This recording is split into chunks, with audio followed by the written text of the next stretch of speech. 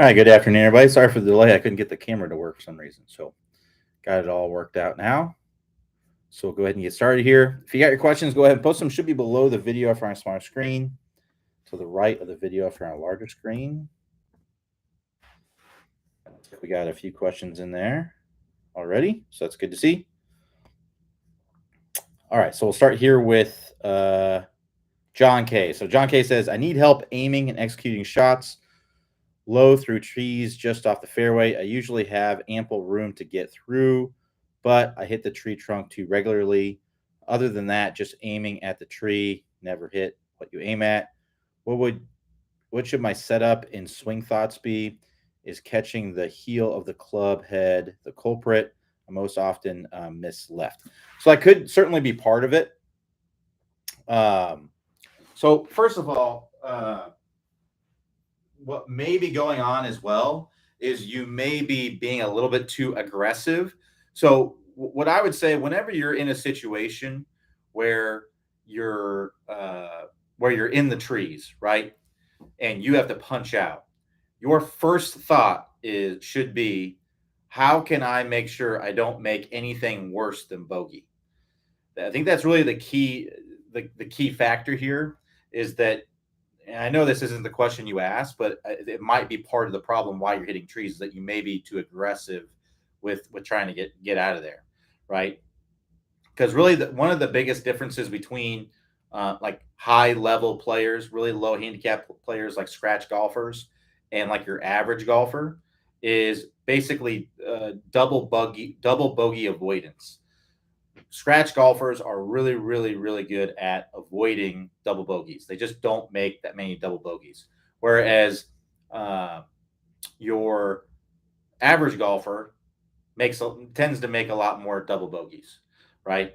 So if you can just get better at avoiding double bogeys, you're because what tends to happen? Sure, you may punch out and you may make that par sometimes, but you're going to make way more double bogeys or worse than you are pars, right? From being too aggressive. So what I would do, especially if you're someone who tends to not get the ball to start on line where you need to, then what you may want to do is pick a place to punch out to where it's more open, to where, okay, I'm going to punch out. Yeah, sure. If I punch out over here, I'm going to be hitting, maybe 30 yards less or 50 yards less or whatever it may be. But I'm going to be way more likely to make a double or worse if I punch out that way than I am even if I have to go backwards a little bit. So that would be kind of the first thing that I would look at, according to your question there. And then the next thing would be, you would align it just like you would any other shot. So it's not, it's not just hitting out of the trees. You'd want to align your shots the same way every single time. So basically, if let's say I was going in that direction, right? Let's say this is my target line here on the ground. Let's say this is my target ball, right? Whenever I'm looking to set up my shot, right, what I'm going to be doing is I'm going to be getting the ball, visualizing it, and thinking, okay, where do I want this ball to start, right? And that's where I'm going to kind of align to, is where I want it to start generally, right? Now, if you're someone who you hit the ball a little bit right of your alignment or left of your alignment, you may want to steer that accordingly. But basically, I'm going to be aligning at my target here, right? So what I'm going to do is I'm going to pick a spot, an intermediate target. It's hard to line up with something that's very far away. So if you were to pick an intermediate target, something that's a foot or two in front of your ball, that makes it a lot easier. So what I'm going to do is I'm going to get behind it and kind of see where my target is, and then pick a spot. I'm going to use my club to kind of line that up. You see a lot of tour players doing this, right? Most notably, you probably see Jason Day doing this, right? But what you would do is you get behind it, line it up with a spot in front. So now I'm looking at this spot in front. I'm going to come in. I'm going to align my face to that spot, and I'm going to align my body, right? And now I'm all lined up. And that's not just for hitting out of trees or whatever. That's for any shot. Any shot where I'm needing to get lined up, that's what I'm doing. I do it for putting, for long distance putting. I do it for there because it's hard to line up with a target that's far away. Now, if it's a 5-foot putt, it's a lot easier to line up with that because it's right there. But for something that's far away, I would use intermediate targets. All right. So just pick a spot on the ground, some discolored piece of grass, a leaf, something on the ground that would, if you're playing somewhere that's really nice and it's just like carpet, everything looks the same. I would just kind of lock in on a spot in that, and then line up to that. So that'd be that part, and then yes, what you talked about hitting the ball off the heel, that will make the ball start to the left, right? So if you hit the ball off the heel, the face will twist closed, right? So if I hit it right here, the face will twist closed. That will make the ball start more to the left for right-handed golfers. So that could be part of it as well. So you may want to favor that if you're hitting it off the heel a lot, you may want to favor the toe on those shots. So that would kind of be what I'd recommend. Just to summarize again, I would take high percentage plays. Your goal when you hit it into the trees, when you need to punch out, would be to now. Obviously, if you have a wide open, gaping opening, and that's really your best play, then by all means, go right at the hole or whatever. But if there's just like a little opening over here, but a giant opening over here, right? Well, this is really going to be my best play to get out of here, right? So that way I don't make double bogey or worse. If I punch out here and then I hit it up near the green, I can get up and down. The worst I'm going to make is a bogey. That's the goal, right? So that's kind of what you would be going for there. If you go that way, you may still end up in the trees. It may knock you deeper into the trees, and now you got no way of getting out, right? You may end up being a penalty. It's just it can really start to snowball on you. So that'd be piece one. Piece two would be setting up your alignment. Use intermediate targets for your alignment, and then piece three would be if you're hitting it off the heel, you may want to favor the toe. Change your intention to hitting it off the toe to help you get it out of the heel.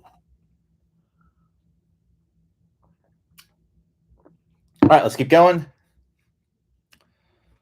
Next one is from Andrew K. It says, hi, Q. My full shot irons have an angle of attack from around 0 to negative 1.5 on the launch monitor. I don't take much of a divot after the ball, but it is the low point. Of in the swing. What drills do you like to increase the angle of attack? Should my goal to be to get to -2 or -3? Thanks. Yeah, we want to have a little bit more downward angle of attack. I would say generally, 4 or 5 degrees is where you're going to be on most shots. Irons, you might be a little bit more down. Wedges, you might be a little bit more down because tour players will typically have more of a downward angle attack on their wedges because what they're trying to do is they're trying to keep the ball lower and with more spin. So if I can basically get my angle of attack down lower, that can help me get a little bit more spin and also keep it low. So sometimes you'll see tour players hitting quite a bit down on their wedges, for full swing shots, 7, 8 degrees, 6, 7 degrees. For shots around the green, you might even see a downward angle attack of double digits to try to get a ton of spin if they're trying to get a lot of spin. Takes a high degree of skill to do that, but that is what you see a lot of the tour players doing. When you see them hit like that 30-yard shot, sorry, I think I'm getting a delivery, so my dog might be barking. And it stops right on a dime like that. Typically, they're hitting down on that quite a bit. But also keep in mind that just because they're hitting down on a lot doesn't mean they're going to be taking a divot because they're using the bounce. That's a whole nother discussion. But for a standard iron shot, it's generally going to be 4 or 5 down. For a 3-wood, because it's a longer club, because the ball positions a little bit more forward in the stance, not too much forward. That's one thing I see that's a big issue with a lot of golfers is they play too far forward. But because the club's longer, it's creating a bigger arc. Generally, the arc is a little bit flatter, which is going to make the angle of attack a little bit flatter. So it may be like 2 or 3 down. But if you're at 0 or 1.5, that's going to tend to lead to a lot of thin shots, top shots, maybe sometimes chunks if you're getting into the ground. Because basically, if you have 0 to 1.5 down, you pretty much have to just pick the ball off the turf. Your best case scenario, unless you have like a perfect lie where the ball's sitting up on the grass like it's on a tee, your best case scenario is going to be typically a thin shot for the most part. So yeah, we want to get it to be a little bit down. Now, the most common culprit that I see with this is that people just don't get their body forward enough, right? So when they come into contact, they're like this, right? Their hips are their leg is kind of angled in, right? So I would be focusing on trying to get your body to be more forward, right? So typically, a tour player impact's going to be more like this, right? When my body's more forward. When I see people struggle with a flat angle of attack, typically they're going to look like this, right? Where they're too far behind the ball. So I'd really try to focus on getting your body more forward, getting a little bit more lateral hip movement to your lead side to help with that. And a big reason why people have trouble getting to their lead side is because they move too far away from the ball to start the swing, right? So it's a lot of hip sway. So there's usually two drills that I would say that will fix it for most players. One would be the chair drill. Excuse me, the chair drill. So chair drill would be to help with that sway. So if you draw a line, if you look at yourself on video, you use something like the OnForm app or something like that. This is the app that we use for online lessons. If you want to check it out, it's available for both Apple and Android devices. Just go to your app store. It's OnForm, OnForm. If you're signed up for the online lessons, the swing reviews with myself or some of our other instructors, you get to use it for free. If you're not signed up for the online lessons, you can use the app. You just have to pay a monthly subscription. I don't think it's very much. I think last I checked, it was like $4.99 or something like that. But anyway, you can use the app and you can look at your swing on video. There's other apps out there, but that's the one that we recommend. And what you would do is you just place this chair, right? Or let's backtrack. If you look at the app and you draw a line on the outside of your hip and you look at your swing, and at the top of the swing, your trail hip is more away from the target, right? Then you're swaying your hips. We actually want the hips to move a little bit toward the target as we get up to the top of the swing. So that's what this chair drill is good for. So you take a chair, and I recommend a chair. You can use an alignment stick or something like that, but personally, that just doesn't work very good. You may find that works fine for you. But if you use an alignment stick, it's just not rigid enough. I've tried doing drills like this with an alignment stick, and I just can't feel it. I'll look on video, and I'll clearly be touching it or whatever, but I can't feel it during the swing. Maybe I just don't have the feeling that other people have, but I just don't feel it. So I need something more substantial that I can feel. So a chair, I feel like, is like the perfect thing for that. It's rigid enough that I can feel it, but it's not so rigid like a brick wall, would be too rigid. It's not so rigid that it won't knock me over, right? If I move into this chair, it's not going to knock me down. It's not going to knock me out of balance.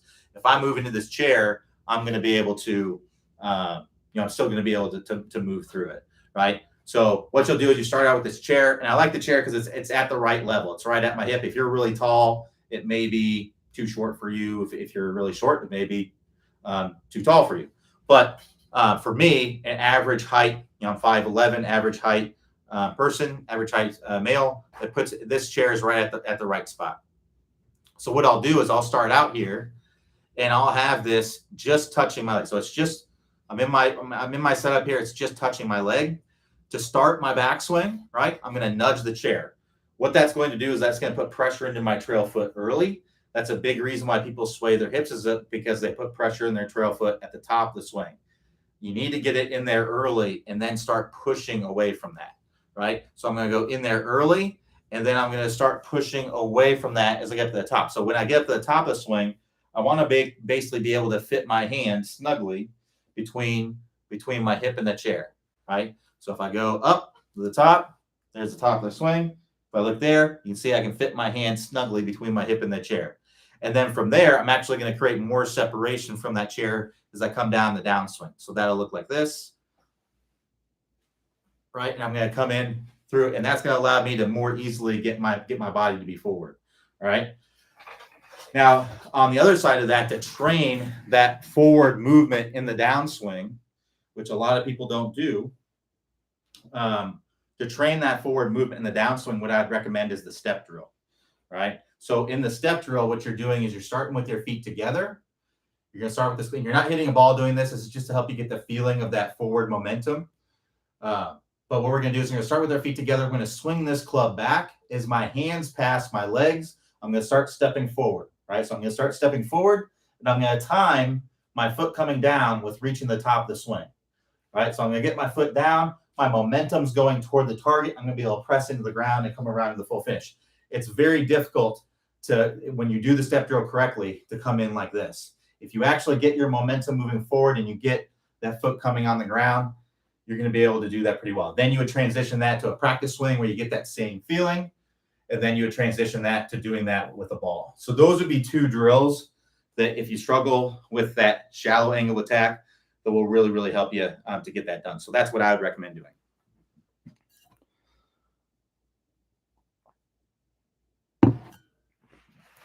Those are drills that I very often prescribe to my online students. All right, let's keep going. So Oscar says, can you go over the impact position, specifically the shoulders? I know the hips are open and right heel off the ground. Yeah, so for the shoulders in the impact position, typically they're going to be pretty square to slightly open, right? And then my right shoulder is going to be lower than my left shoulder, right? So from this angle, it's going to look like that.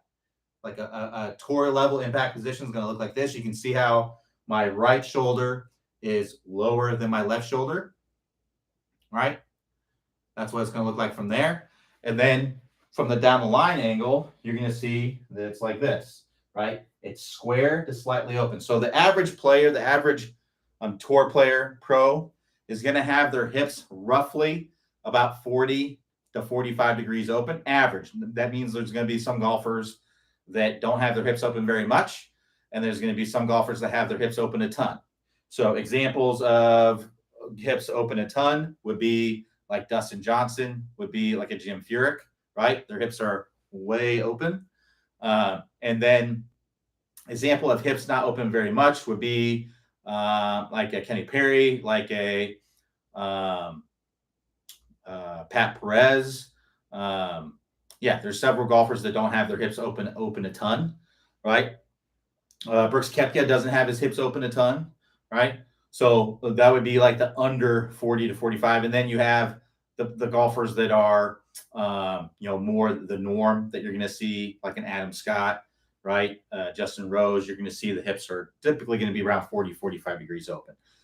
Now, the average shoulder openness is going to be around 10 to 12 degrees. There are some players that have their shoulders pretty much square, and there's some players that have their shoulders slightly open. It's usually going to be somewhere in the neighborhood of 0 to 15 degrees is typically what you're going to see. You don't really see any pro golfers that have their shoulders closed off at impact, and you don't really see any golfers that have their shoulders way open. They're typically going to have the shoulder square. So we actually talk about this. I believe it is in the Power Turn course where Clay's talking about the hip and shoulder alignment in the swing. But that's generally what's going to be going on there. All right, keep the questions coming here. Looks like we are out for let me refresh this, make sure we're still.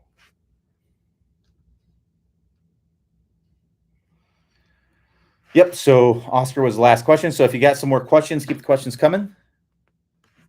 We'll keep answering them.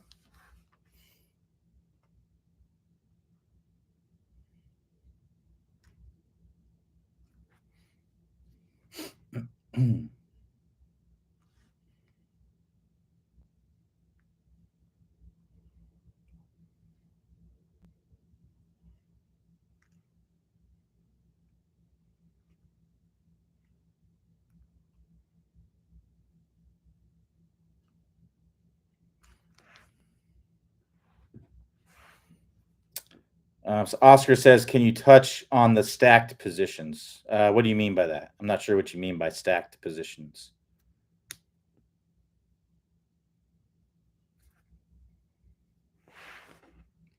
Give me a little bit more description by what you mean by that. I'll be happy to help.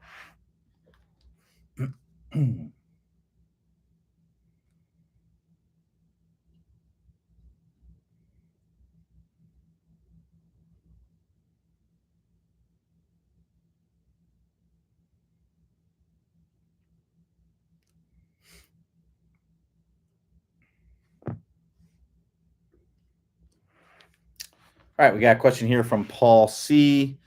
Says, I've been doing your rotation drill where you cast the club way behind you and squat down, rotate. In the real swing, does the club feel like it's that far behind you also? It may. Feel is relative. So what you feel and what I feel may be two different things. But most golfers, I would say, need to feel like the club is more behind them, because most golfers, most recreational golfers that I see tend to early extend, early release, right? And that's going to look like this, right? That's going to look like this motion. So if you look, when I do this, I'm throwing this club in front of me early, right? But if I were to rotate my body, right? Well, now my arms are more behind me. They're more on the side of my body. The club's going to feel like it's more behind me, right? So likely you probably do need to feel like that. If you're someone that looks anything close to this when you're coming into contact, right, then you're definitely going to probably need to feel like it's way behind you. You're going to need to feel like it's way, way behind you. You're going to need to feel like impact is right here, right? And if I take that to impact, then it's right there, right? So that may be what you need to feel like in the swing. But yeah, feels relative. That's probably not what what Tiger Woods needs to feel, but that may be what you need to feel based on whatever's going on in your swing, or what I see typically in players. One thing we have to keep in mind here is that impact is kind of an illusion when you're looking at video, right? So if you look at me here, it may look like I'm swinging the club in front of my body, but the reality is I'm really swinging along the side of my body. My hips here are 45 degrees open, right? And then my arms are over here. They're on the side of my body over here, right? So if I were to go here and keep the relationship of my arms and the club to my body, and then rotate my hips back to square, right? There's impact. It's right there, right? So this would be actually where impact is happening, right? So if I were to kind of turn my body at a 45-degree angle here to the camera, and then get into the impact position, right? You can see how the club is now in front of my right leg, not in front of my left leg. But when you look at it from straight on, it's in front of my left leg. So that's why a lot of people, when they're trying to get shaft lane, I see them, they're trying to do this, right? That won't work. That can work maybe in a chip shot, but that won't work in a full speed, full length swing, right? So we have to get the club more behind us as we're coming down. So something to keep in mind.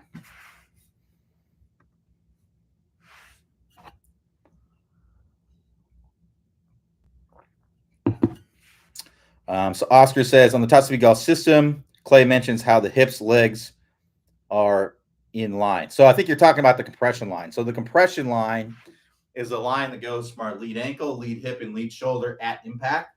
Those are all in a straight line. All right, so when you're looking from face on here, that's going to be all in a straight line, and that's going to be typically either vertical for an iron, or it can be angled away for a driver. If you have a very late release, you can probably get away with getting a little bit more angled away. So like Dustin Johnson has a very late release. He releases it over 45 degrees out in front, more like 55.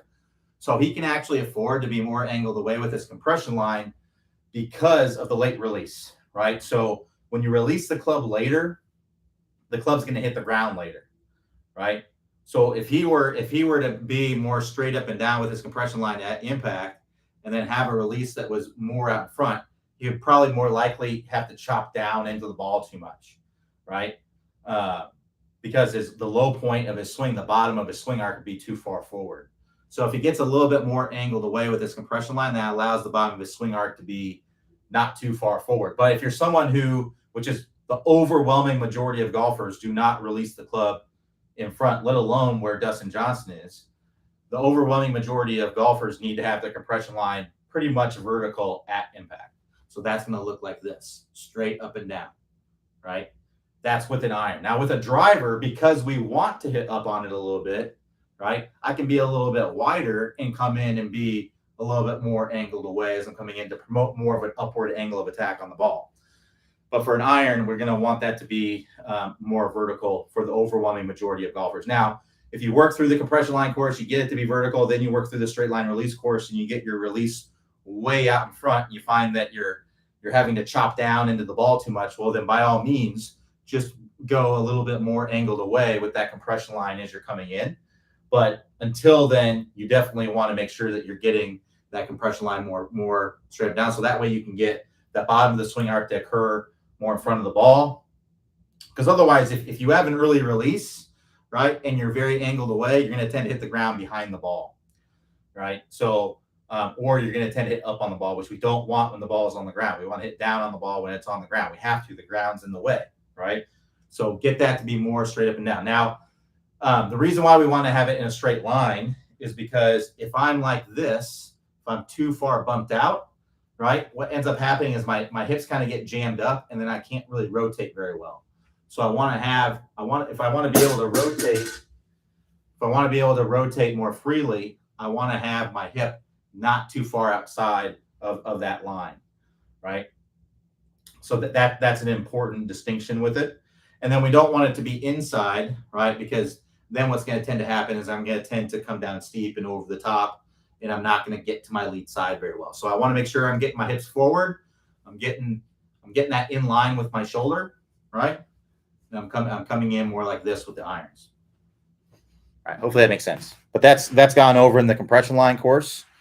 To get to the compression line course, you can click the instruction tab, then top speed golf system, then go to the compression line course. All right, we got 30 minutes or so left. If we have any more questions, keep them coming.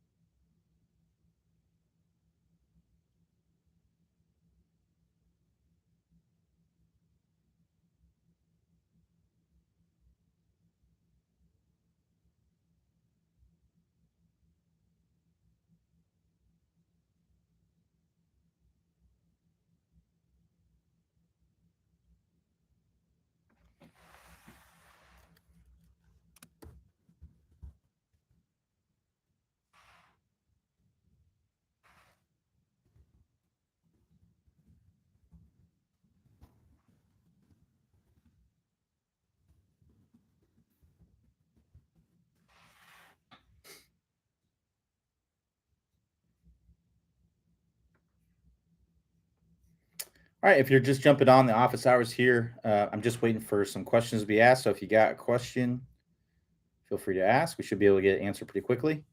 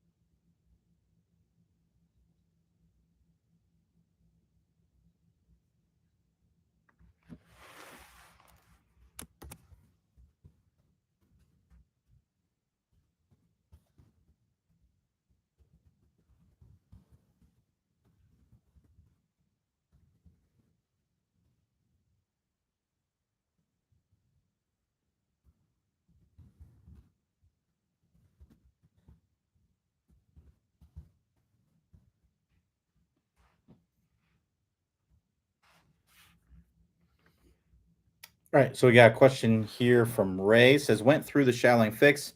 I find that in trying to get the ball flight that doesn't hook, I go back to open face coming down. So I think I'm getting a handle on slowing down the rate of closure. Any tips, drills to help with that? So I think I'm not getting the handle on slowing down the rate of closure. Um, Went through the shallowing fix. I find that in trying to get the ball flight doesn't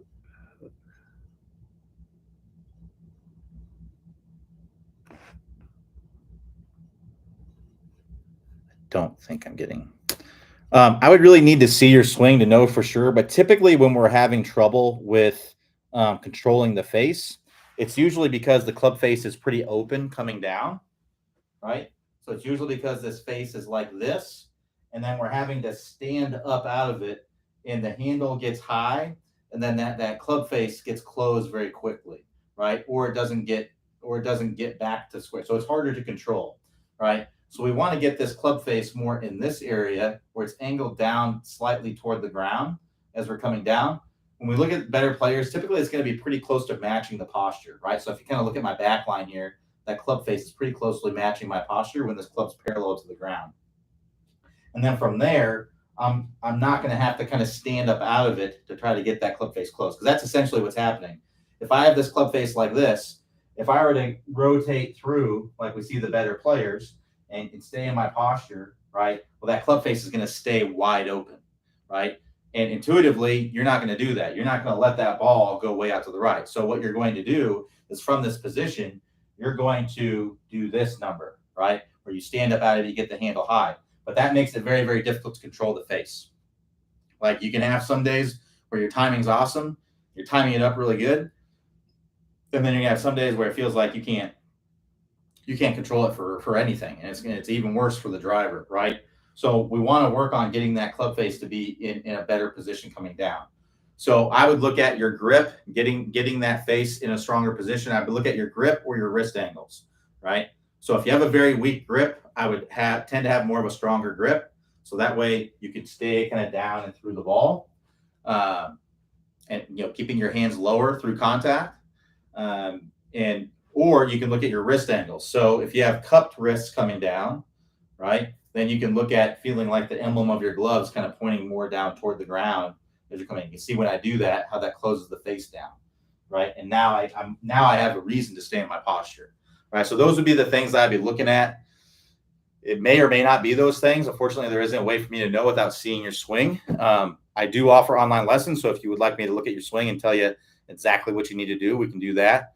You can just sign up. I believe I have a one spot available right now, so if you want to check that out.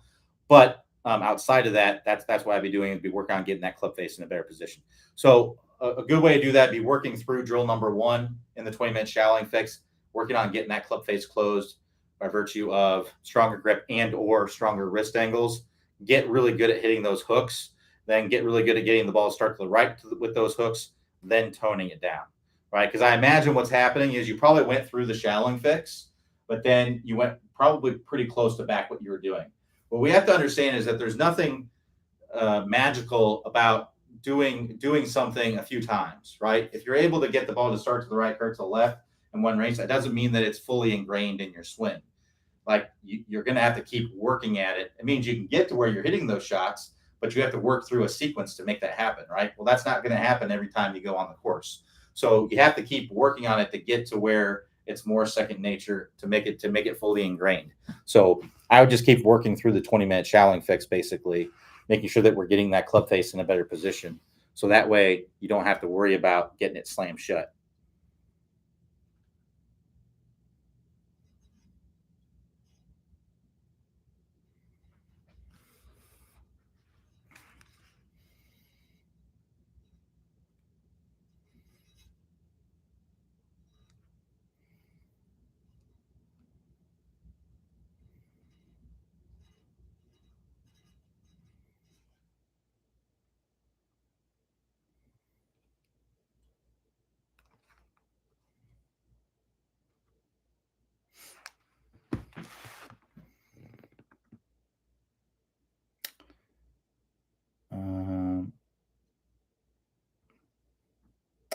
So Ray goes on to say, exactly, you mentioned when I have the club angled down, even slightly in the downswing, I hook the ball, which I believe is because I'm keep continuing to close the club out of habit from my natural swing, which has the club open coming down.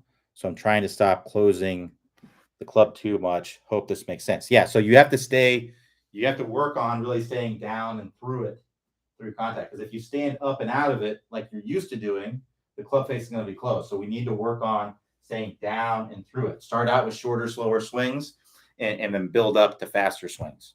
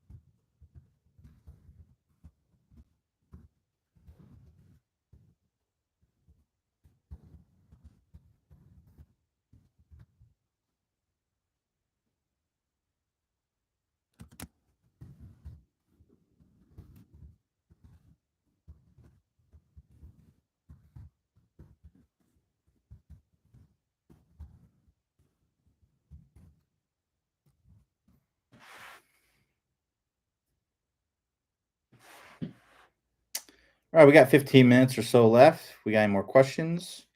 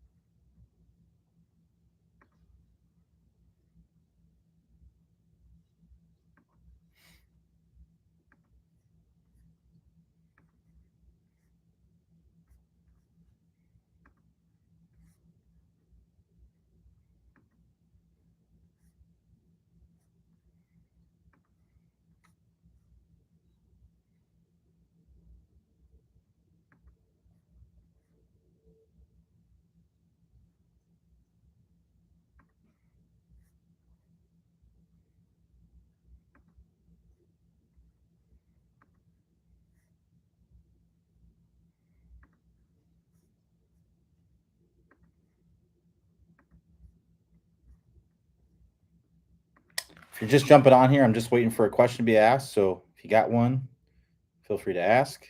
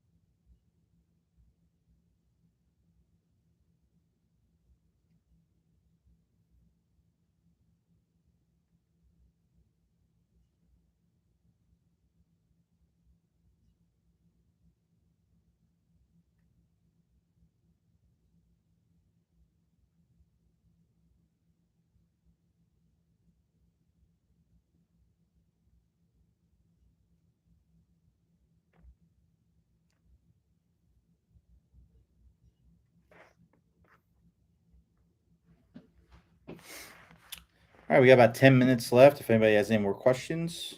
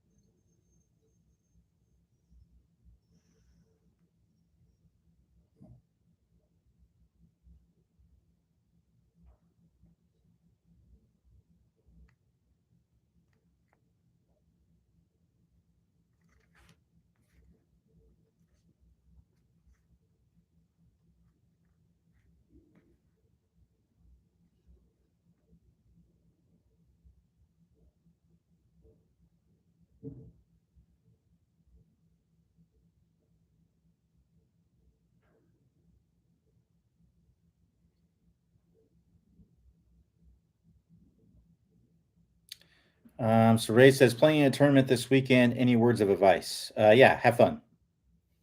That would be my best advice. Would be to have fun. Understand it's a game. Just playing a game. Have fun. The whole point is to have fun.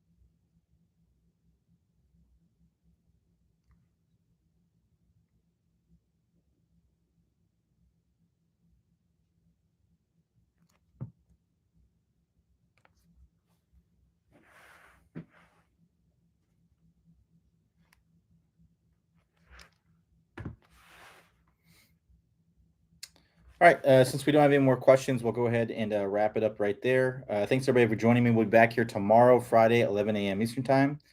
Everybody enjoy the rest of the day in the U.S. Open, and we'll talk to you all next time.